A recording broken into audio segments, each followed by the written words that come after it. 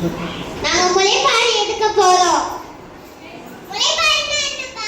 அது ஒரு சடங்கு. ஒரு சடங்கு எதுக்காக செய்றீங்க?